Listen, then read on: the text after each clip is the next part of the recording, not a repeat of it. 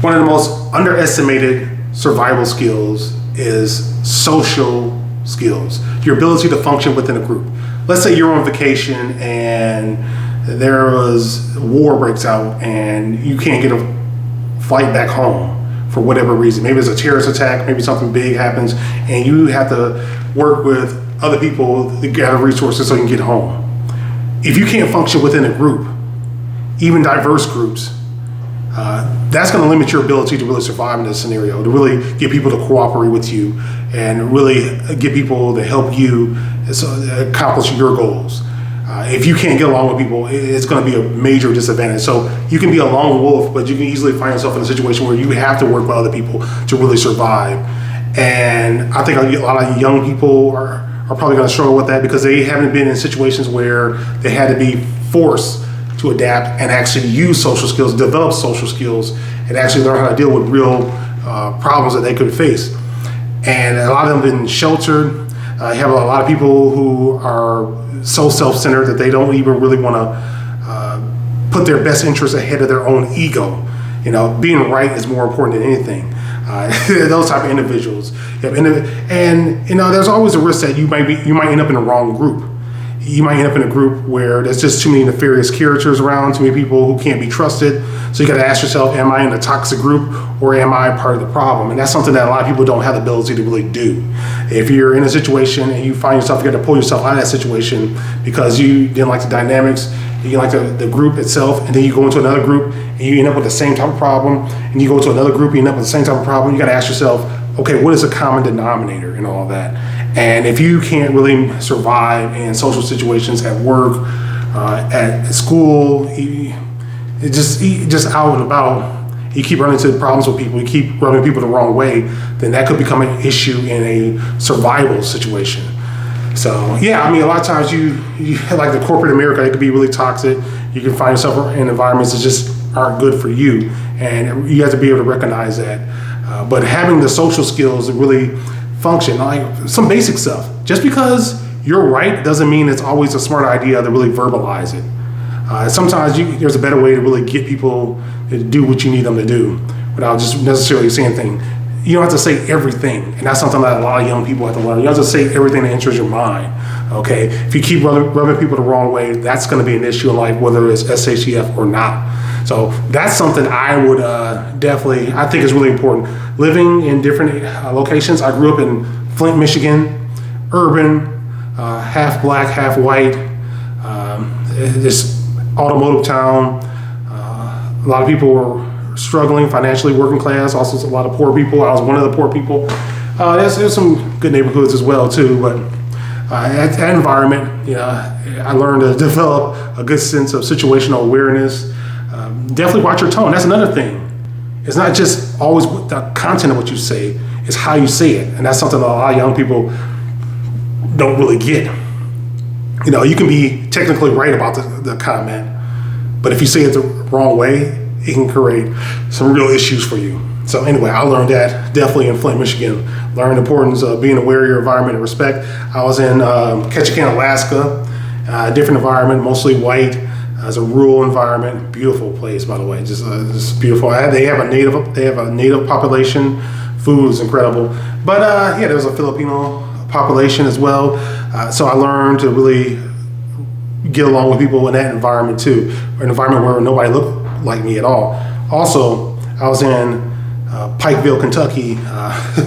Yeah, very, very rural, about 98% white or 95% white, virtually no black people. There's some black people there, but you know, that's another thing. Some people can't really survive and adapt in environments where there's people a little different from them who don't think like them.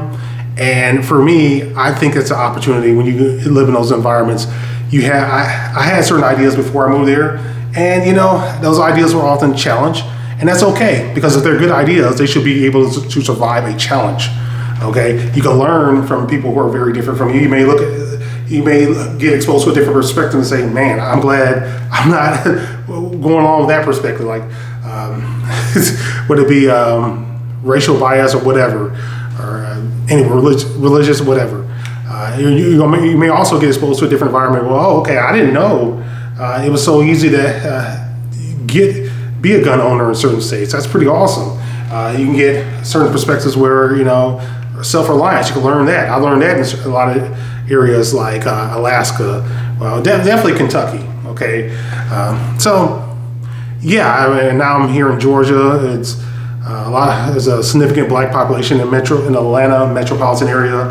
Obviously, there's more white people in this state than black, but I'm also being exposed to other groups of people. So learning how to function in groups can be really, really important, because maybe you might think you're a lone wolf, but if you get hurt or you have to depend on somebody, your ability to really connect with them on a social level, on a human level, is really, really important.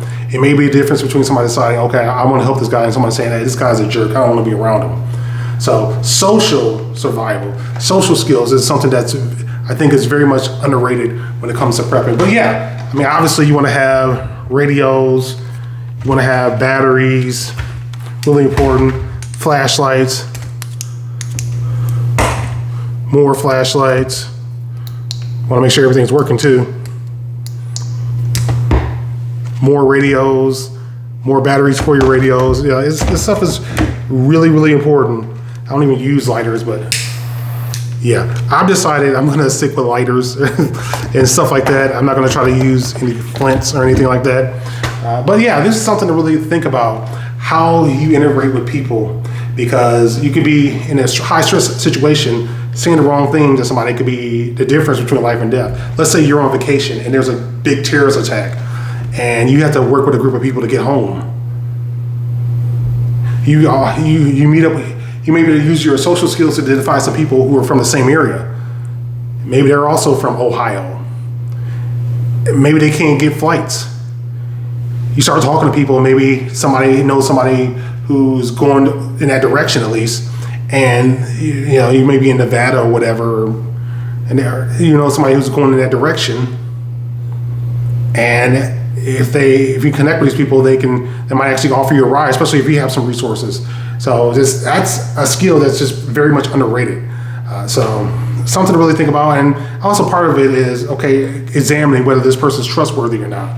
Using your life skills to determine whether you think this person is a good risk. Should I take the risk and try to work in going with this person and try to survive with this person? So something to think about. Anyway, you guys know I'm a big AK guy. This is a steel mag. I love the steel mags, but I'm looking for a polymer alternative. I love the Magpul AR mags. Okay, love them. Lightweight, but the 7.62 by 39 is a heavier round anyway, so I would love to find a polymer alternative to the steel mag. What do you guys think about that P-Mag? That Magpul, I think it's P-Mag.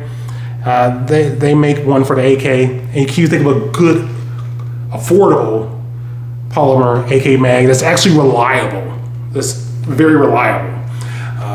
I know Circle 10 mags are pretty awesome, but I don't have that type of money. It's kind of ridiculous. But anyway, and they're hard to get anyway. So anyway, guys, share your thoughts on the social aspect of prepping, using social skills to survive in a crisis situation. Now, obviously, this is relevant for corporate America or whatever, work, school, all this stuff. There's life in general. But in a survival situation, using the wrong tone, not being a good communicator could create some significant problems.